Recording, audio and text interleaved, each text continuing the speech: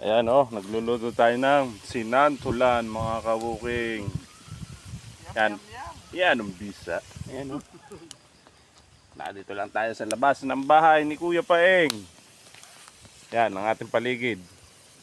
Didilim na Ayan May nagsisiga. May nakain pa ng mura, daddy. May nakain pa ng mura. Yummy! Ayos, yung isa ayaw magpa-video. Alam mo rin.